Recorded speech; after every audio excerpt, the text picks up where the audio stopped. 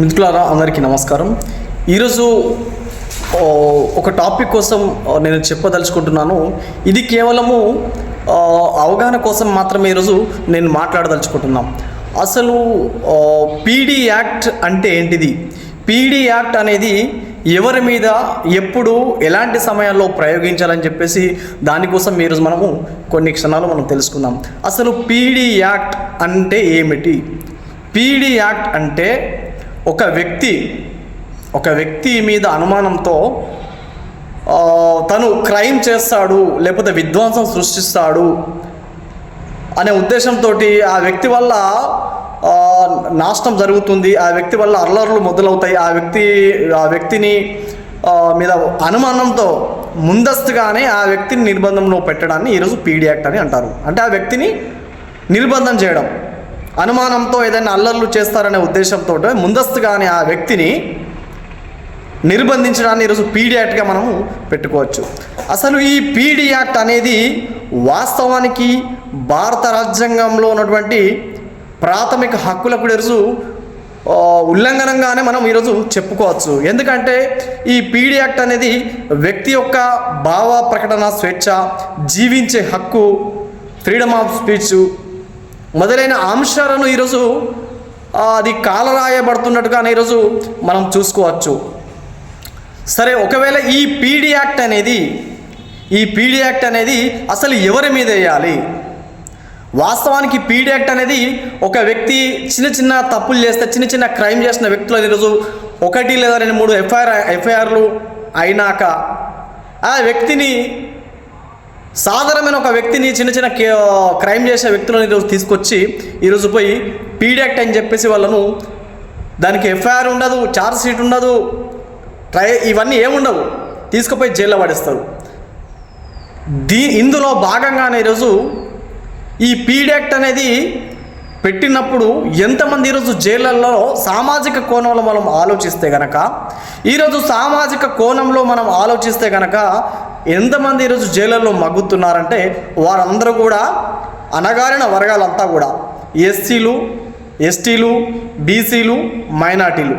అంటే ఈ అణగారిన వర్గాలు మాత్రమే ఈరోజు జైళ్ళల్లో ఈ పీడీ యాక్ట్ కేసులు పెట్టుకొని ఈరోజు చాలామంది ఈరోజు జైళ్ళల్లో ఈరోజు మగ్గుతున్నారు. వీళ్ళందరూ కూడాను ఎవరంటే సామాన్యులు, చిన్నపాటి క్రైమ్ చేసి వీళ్ళందరూ కూడా ఈరోజు జైళ్ళల్లో ఉన్నారు.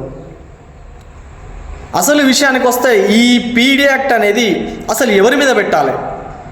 నిజానికి ఈరోజు పీడీ యాక్ట్ అనేది నిర్వీర్యమైపోతున్నది. పీడీ యాక్ట్ అనేది ఒక ప్రభుత్వాలు ఈరోజు ఏం చేస్తున్నట్టే పీడీ యాక్ట్ ఎవరి మీద పెడుతున్నట్టే ప్రభుత్వానికి ఎవరైతే వ్యతిరేకంగా మాట్లాడుతున్నారో ఈ ప్రతిపక్ష పార్టీలో ఉన్నటువంటి ఈ నాయకులని తీసుకొచ్చి వాళ్ళ రాజకీయ ప్రత్యర్థుల మీద ఈరోజు ఈ పీడీ యాక్ట్ పెట్టుకొని వాళ్ళని ఏకంగా పోయి జైళ్ళలో వేస్తున్నారు. అసలు దీన్ని మనం గమనించాలా? అసలు పీడీ యాక్ట్ అనేది రాజ్యాంగాన్ని ఉల్లంఘిస్తున్నదా?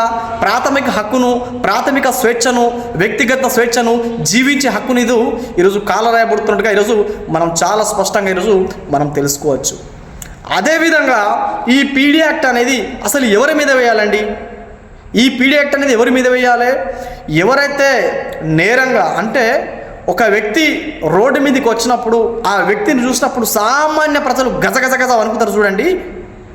ఒక వ్యక్తిపై గూండాగిరి చేసి నాకు చందాలి అని చెప్పేసి ఎవరైతే దౌర్జన్యానికి పాల్పడి రోడ్ల మీద విధ్వంసం సృష్టించి అల్లర్లకు పాల్పడతారో అలాంటి వ్యక్తులను తీసుకొచ్చి ఈ వ్యక్తిని చూస్తే ప్రజలు భయపడతారు, గజగజ వణికిపోతారని అలాంటి వ్యక్తులను తీసుకొచ్చి పీడీ యాక్ట్ పెట్టి ఈరోజు వాళ్ళని నిర్బంధించాలి. కానీ ఈరోజు ఇది జరగడం లేదు. పీడీ యాక్ట్ అనేది ఈ విధంగా జరగలేదు. చిన్నపాటి కేసులు జిల్లా కోర్టు సంబంధించిన చిన్న అంటే కోర్టులో పరిష్కరించే కేసులను కూడా ఈరోజు తీసుకుపోయి ఈరోజు జైల్లో వేస్తున్నారు. ఒక చిన్నపాటి తప్పు చేసిన, క్రైమ్ చేసిన వ్యక్తి ఈరోజు జిల్లా స్థాయి కోర్టులో బెయిల్ కోసం కూడా వాళ్ళకు డబ్బులు ఉన్నాయి.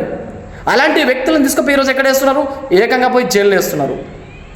అంటే దీనికి ఏంటిది? ఒక 3 నెలల నుండి 1 సంవత్సరం వరకు వాళ్ళు జైల్లోనే మగ్గుతాం కూర్చోవాలి. అసలు ఇది గమనించండి మనం. అంటే పీడీ యాక్ట్ అనేది ప్రివెంటివ్ ఆఫ్ డిటెన్షన్ యాక్ట్ అని దీన్ని మనం అంటాం. ఏ సందర్భాలలో పెట్టాలనేది మనం ఈరోజు చూసుకున్నాం. ముఖ్యంగా ఈరోజు పీడీ యాక్ట్ అనేది నిజంగా తప్పుతో పట్టబడుతున్నది. ప్రాథమిక హక్కులను, రాజ్యాంగ హక్కులను ఈరోజు ఫ్రీడమ్ ఆఫ్ స్పీచ్ని, జీవించే హక్కును ఈరోజు కాలరాయిస్తున్నట్టుగా ఈరోజు మనం చాలా స్పష్టంగా కనిపిస్తున్నది. దీనికి ఏమవుతుంది? ఎఫ్ఐఆర్ ఉండదు, ఛార్జ్ షీట్ ఉండదు, ఏముండదు, పోయి జైల్లో పడేస్తారు. జిల్లా కలెక్టర్కో లేకపోతే ఎస్పీ గారు లేకపోతే సిపి గారికో వీళ్ళ పర్యవేక్షణ జరిగి వాళ్ళని తీసుకుపోయి జైలు వేస్తారు. అంటే ఒక సామాన్య వ్యక్తి జిల్లా కోర్టులో అంటే బెయిల్ తీసుకోలేని వ్యక్తిని తీసుకుపోయి జైలు వేస్తే తదనంతరం వాళ్ళు హైకోర్టులాగైనా వెళ్ళి రిట్ వేసుకోవాల్సిందో లేకపోతే బెయిల్ కోసమో వెళ్ళి ఆ స్తోమత వాళ్ళ దగ్గర ఉంటాయి. అసలు ఒకవేళ తదనంతరం వారు పైకోర్టుకు వెళ్ళాలన్నా వాళ్ళ దగ్గర అంత స్తోమత ఉండదు, అంత డబ్బు కూడా ఉండదు. కాబట్టి పీడీ యాక్ట్ అనేది తెలంగాణ రాష్ట్రంలో ఏ విధంగా నడుస్తుంది అంటే ఉత్తరప్రదేశ్లో కావచ్చు లేకపోతే మిగతా రాష్ట్రాలలో దీని మీద అనేకమైన చట్టాలు ఉన్నాయి. దీంట్లో అనేకమైనటువంటి చట్టాలు కూడా సవరణ చేయడం జరిగింది. తెలంగాణలో కూడా అనేకమైన చట్టాలు పీడీ యాక్ట్లో రూపొందించడం జరిగింది. కాబట్టి ఈ పీడీ యాక్ట్ అనేది సామాన్య వ్యక్తుల మీద కానీ లేకపోతే చిన్న చిన్న కేసులు, చిన్నపాటి క్రైమ్ చేసిన వ్యక్తుల మీద ఇవి వేయకూడదు. ఎందుకంటే ఒక వ్యక్తి పదే పదే అదే తప్పు చేస్తాడని చెప్పేసి మనం అనుకోలేం. ఈ ఎలాంటి వ్యక్తుల మీద వేయాలి? సంఘ విద్రోహ శక్తుల మీద ఒక యుద్ధాలు చేస్తాడు, లేకపోతే మరణ మృదంగం సృష్టిస్తబడుతుంది ఈ వ్యక్తి వల్ల. ఈ వ్యక్తి ఒక గూండా మీదనో ఒక రౌడీ మీదనో ఇలాంటి వాళ్ళ మీద వెళ్ళి పీడీ యాక్ట్ వేసి వాళ్ళని జైల్లో వేయాలి తప్ప కానీ ఒక సామాన్య వ్యక్తి మీద, ప్రభుత్వాన్ని ప్రశ్నించే వ్యక్తుల మీద కానీ లేకపోతే ప్రజా సమస్యల మీద ప్రశ్నించే వ్యక్తులను కానీ ఇలాంటి వ్యక్తులను మీద అదే రాజకీయ ప్రత్యర్థులు ఎవరైతే ఉన్నారో వాళ్ళ మీద పీడీ యాక్ట్ కేసులు పెట్టుకుని ఈరోజు వాళ్ళను జైలు తీసుకోే పరిస్థితి ఈరోజు మనం కనిపిస్తూ ఉన్నది. కాబట్టి మిత్రులారా, రాజ్యాంగ హక్కులను కాపాడబడాలి, చట్టాలు అందరికీ తెలుసుకోవాలనే ఉద్దేశంతో ఈరోజు ఒక సామాజిక దృక్పథంతో ఈరోజు నేను మీకు చెప్తున్నాను మిత్రులారా. అందరికీ నమస్తే.